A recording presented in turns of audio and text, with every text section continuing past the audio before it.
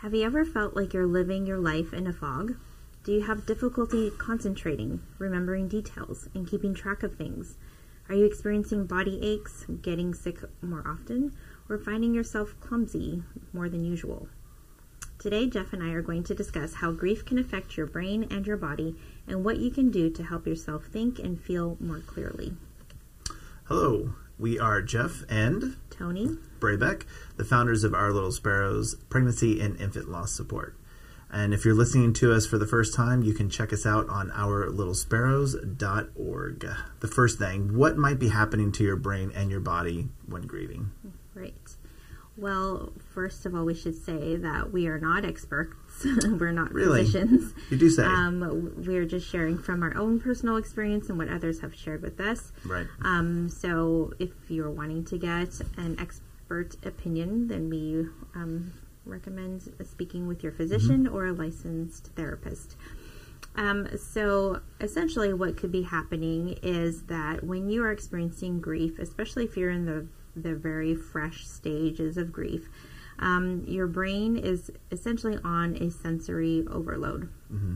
It's getting a lot of different signals because of the stress that you feel from grief. Your body's sending signals, your brain's sending and giving signals and receiving signals, and so it's on an overload. So it's essentially going to a protective mode. So it's going to filter out things that it thinks that is unnecessary for it to function on a day-to-day basis. So when you are under stress, your body can also it can cause inflammation as well as other things perhaps, but I know that with inflammation sometimes it can affect how your body feels with any aching and pains, and it also lowers your immune system. So there's essentially that's kind of what is going on. Your brain is on overload and is trying to protect itself. Yeah, I think the way I've always felt like things were when we first got diagnosed with Olivia was just a sense of numbness, you know, just not really knowing what to think or what to even feel, just kind of almost nothing. Right. Yeah, and it can come in different ways too. So, and it's not just for the woman or the mom that's carrying the baby. It can also affect the father or anyone who's experiencing grief. Well, that leads to the second point. So the question I would have is, what are some symptoms that can be caused by grief, having to do with the brain and the body? Well, first we can talk about the brain. So cognitively speaking, if you are have a hard time thinking clearly, your response to things is kind of muddled. You're not able to track conversations or stay on task with tasks. Forgetfulness, limited attention span, a lack of concentration is just a few things that you can experience. I experienced this a lot when I returned back to work. I had a really difficult time. And some people may call it grief brain or grief fog. There's a couple ways that people have described it. And another couple of things that you might experience is that you might be more prone to accidents, or maybe just a little more clumsy than you normally are, or maybe you weren't clumsy at all and suddenly you are. There can be depression and anxiety, and your mental capacity to process information can be slower or lower than usual. So that is a few suggestions or samples of possibly what you could experience. You don't necessarily experience them all together. It could just be one or two of those. Physically speaking, in your body, you could have aches and pains like headaches or stomach pains, back pain. This could be recurring or it can be chronic. A lower immune system. So if you feel that you're getting sick more often, that could be also from stress, which can create that inflammation. Panic attacks, shortness of breath, which is usually attributed to anxiety. And also things like maybe a loss of appetite or lack of sleep, insomnia are some things that you can experience as well. Yeah. I know for myself, it wasn't necessarily immediate. I think it was just accumulative. In fact, we've had, several different losses over the last, let's see, Olivia will be 8. Sorry, 2013. Yeah. So it'll be 9. Right. She'll be 9 this October. Well, that's quite a ways away, about 7 months. But anyhow, in October she'll be 9, and we've had a lot of losses. Your mom, my dad, 2 additional miscarriages in subsequent pregnancies that we had. So for me, it was like it built up over the years, and I definitely stress ate throughout the day, and then would eat late at night, and then I just really noticed my back, in inflammation, and just the muscles, just terrible pain that I would get in, and it would get worse with stress depending on what I was going through. Yeah. And I had a few job changes too over the last 9 years. Right. So it's just, I totally agree. Whatever stressful situation you're going through can definitely adversely affect your brain processing, and definitely your body reacts also to what your brain is processing. And it's crazy how they're all connected. I mean, it's kind of a duh moment, but at the same time, I never had this issue, right? And so, it's only been recently, like the last 6 months, I've been starting to deal with my eating habits. And I especially noticed the difference when I would intermittent fast, realizing that the inflammation goes down, the pain goes away. It would come right back, obviously, because my body's still reacting to what I'm eating. But you carry the habit long enough, and things get better for a longer period of time. Definitely notice a lot more stamina, being able to stand for longer and stuff like that. So, it's amazing how much the body reacts to what you're going through, the stress and the trauma of things. Right. I'm sure I'm not the only dad that's experienced that too. Yeah. So for sure. We've talked about what can happen, going through a traumatic experience to your body, to your brain. But I'm sure those who are listening are like, okay, great. I know what's wrong, but what do I do? Right? So you've jotted a few things down, some good practical things. Maybe those who are listening have heard them before, or maybe they haven't. So let's go over those. Yeah, absolutely. I think the number one thing that we always try to hit home on is that you are not alone. Grief and the experiences that you are living through because of grief is a normal response to loss.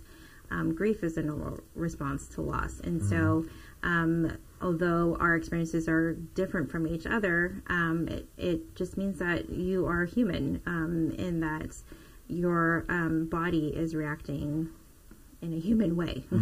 And so just know that you are not alone. And usually if you get to know people around you, there might be someone within your circle of friends or your network of professionals that might be You're going usually through something not similar. alone in this process. Yeah. So, I would say that'd be the number one thing. The second thing would just be to rule out other causes, would just to see your medical physician and or either continue or start seeing a licensed therapist. I mean, with all of the underlying anxieties and things like that, and just dealing with grief alone, there can be a lot of help that can come from seeing a medical professional or a licensed therapist. So those are 2 things for sure. And it just helps to rule things out, and if it's something that can be treated, that would be something to talk about with your doctor. Something that is simple and something that we all can do is just to remind ourselves to take a moment and pause and take a deep breath, getting that oxygen into our body. We actually did a video a year ago, a little over a year ago at the New Year last year, where we talked about self-care, getting back to the basics. And these are very simple steps that you can do on your own, and just starting from there, and then just working your way up. And then once you start feel a little bit better, like that's manageable, then you can add another small step on top Right. of that if that's something you want to do. So we encourage you to go look at that video. We can put the link below somewhere. Yeah, no. Yeah. If you're listening on the podcast, we'll definitely put the link in the notes below, in the notes below with the description of the episode. But if you're on YouTube, it'll be in a card linked at the top of the screen on the top right. Yeah. So we definitely encourage you to check that out. Simple but easy to manage things that you can start doing in your day-to-day life. Right. is really key. Yeah. Something that we addressed several times last year, and I honestly I think it's going to be something that we just continue to address in our society. We just don't have a really good foundation when it comes to defining grief and how to deal with one's grief. No matter what they're going through, there's so many different ways grief enters our lives, right? So for those who are listening to the podcast, and they may be fresh in the moment, or they could be months or even years later, and they still don't understand the grief that they're going through, or even how to define what grief is. What do you think that person, that one person, if there's one person we're reaching today, what do you think that one person should know or probably needs to know about grief? Well, I think the important thing to know is that grief is a normal and natural response to loss. So any type of loss. It could be the death of a loved one. It could be a job loss, or loss of a relationship, Right. Loss of safety. All of that can contribute to feelings of grief. And so whatever you're experiencing, the feelings that you have is a normal response. And in that, you should hopefully feel that you do not feel alone or isolated in any way. Totally Another agree. thing to keep in mind is that the feelings of grief can be caused by the end of or a change in a familiar pattern of behavior. And so when it comes to baby loss, the expected pattern is that when you find or get married, you get pregnant, start to have a family, and then 9 months later you have a baby to raise. And so that is the expected pattern. But then that pattern changed. Right. Something happened. And so unfortunately for many of us, we experience pregnancy or baby loss. And so when that happens, we experience a tremendous or a wide amount of grief. And so that is a normal response. And so just to let people know, grief is normal, and we need to start normalizing grief. We don't allow space for grief in the workplace or even in just day-to-day conversations. So we need to allow more space for talking and expressing grief. Something else that we need to be aware of is that grief does not have a timeline. There is no specific end to your grief necessarily. There is no certain stage process that you have to go through. It's not linear. Right. If you are fresh in grief, or if you've had someone that has passed away and you are experiencing grief yourself, you know that there is no specific order to grief. It's kind of all over the place. It's chaotic, it's messy, and it reveals a lot of vulnerabilities in yourself. And so it doesn't just kind of disappear or go away. It manifests itself in different ways of different areas of your life, and as we've said, it can manifest itself physically in your own body. Right. So I'm sorry to interrupt, but for someone who may know about the stages of grief, and that's kind of fluid. Another way to say it, and not so kindly, is it's all over the place. I mean, there's 6 stages, there's 8 stages, there's 10 stages, there's 12 stages. Like it seems to evolve. But I mean, the point is that the stages are valid, right? But not necessarily is there an order to them, right? And not necessarily are you only in one bucket or one stage, at any given, exactly, at a time. Right. Yeah, you're right. I think that what people kind of take from the 5 stages of grief is that there is stage 1, stage 2, 3, 4, 5. And that, I don't believe that was the original intent Right. of the author. And so Kubler-Ross. Elizabeth Kubler-Ross. Right. And so that was written in a particular context, in the context of someone who's informed that they are dying. It's not necessarily made to be applicable to all types of loss. And so it's not a formula, right? Yeah. And so it was taken out of context, and there, just kind of rolled into something bigger over time. And so there's been many revisions, or just people kind of made their own version of it. And really, grief, it's chaotic, it's messy. You feel multiple emotions or things at the same time, conflicting things, and so it's not in order. It's not a neat process, and so I think that is something that we need to kind of allow our minds and our hearts to accept. That grief is not that we're going to be stuck in our grief our entire lives.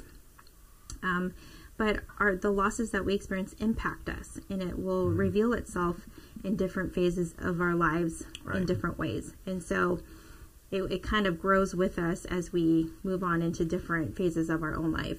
Yeah.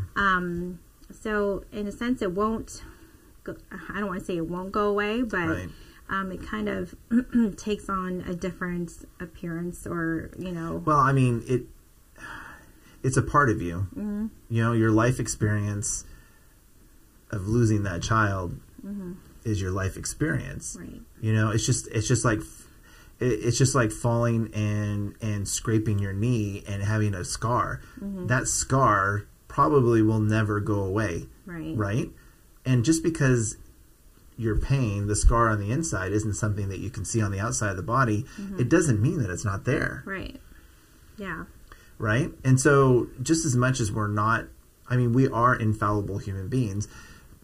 No, that's fallible. why I'm sorry. We're not infallible human beings, and that's why there is grief, right? So I think it's freeing to know that there isn't a perfect, stage 1, stage 2, stage 3. Yeah. Like, you get the freedom to explore your grief for yourself, transition, in your way through your grief process, whatever that is. No one can tell you what your grief process should be or shouldn't be.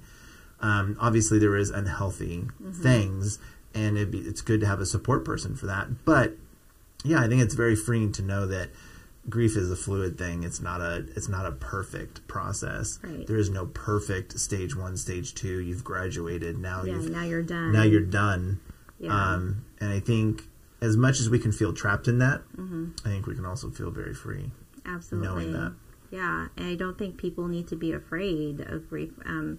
And I if you are feeling stuck, there is hope. You're not going to be in that feeling of stuckness forever for the rest of your life. You can find healing, and you can find hope again. It can start by taking small action steps. And, it goes back to the basics. Ask yourself, what can I do that is manageable? What can I do that is easy for me to do? One day at a time. One day at a time. And very small. It's okay to start small. We don't have to make these major, big changes in our lives. Sometimes we don't even have the energy to do big things. Right. So sometimes our brain is foggy, so we can only do so much at a time. So starting so naturally, small, you're probably going to only be able to do small things anyhow. Right. And then build on that. Once you feel like you got that, and you feel like you can do a little more, then you can build on that. Yeah. So just a few examples and these are really small things. But they can make a big difference. And so just setting a reminder on your phone or your watch to stop and take a deep breath. If you haven't activated the smartwatch breathing app, if you have you should turn it back on. Turn it back on. It does help. I mean, it threw me off when I first got my phone. It would bleep on, and I actually tried it, and I'm like, okay, I'm going to leave this on. Yeah. Yeah, and that can, once every hour, once every 2 hours, something that is easy for you to do. We don't want it to be more overwhelming. For me, drinking water and being hydrated is very much a challenge. It always has been. And so to add a glass of water to my day is something that I can do I can just choose to do it at breakfast or lunch, whenever is easiest for me to remember, and just make it a point to have a glass of water or add a glass of water, and then gradually build on that. Going for a 5 or 10 minute walk, talking to a friend or a trusted family member. We need to have times where we can have that trusted space where we can just be and either be silent or, have a time to just kind of let everything out verbally or whatever that is. And so definitely shouldn't have to grieve alone. Yeah. Yeah. And all those little things can help. Now, I don't want people to feel like stressed or feel guilty because they missed a day or they missed a few days of doing whatever they chose to do. This is just something that is just to help you, and we don't want it to be overwhelming and cause more feelings of grief. Of anything, right? Guilt, grief, and so anything, negative. It's just something simple and small that you can do, and when you feel like you can build on that, then decide what your next thing is. Right. I mean, not all of us are good at routine, but there is something about there is something cathartic. There's something healing about creating a new routine, and almost distracting. But I don't want anyone listening to think that we're talking about not dealing with your grief. But yeah, I think it can be a little time out, a little me time, to where I don't have to be deep in this grief at this moment. Yeah. I think it's kind of like we're giving ourselves not just break. a physical break, but like a mental break as Right. well. And so that's sometimes where you just need to start there. So again, just a reminder, you can go back to watching our video or series on self-care, and the Back to the Basics one would be a good place to start. Yeah.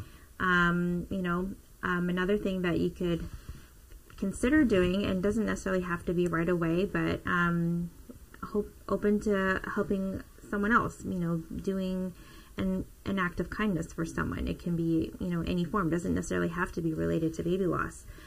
Perhaps there's someone that you'll come across, a friend or coworker, that you find out has experienced something similar, and by sharing your stories, you can help and support one another. And so just being open to even just sharing your story a little bit. So, and that comes with time too. You may not be ready to talk about it, and that's okay. But when you are, know that your story can help someone else. Right. And the next thing would be to start gathering your network of support. And so that can come in a variety of different ways. We are going to talk about that in our next podcast. So we will discuss how finding the right support network can create a pathway for your body and mind to find healing for your heart. So we hope you come back. Yeah, we really appreciate everyone's, all our listeners' support. This is our first episode of 2022.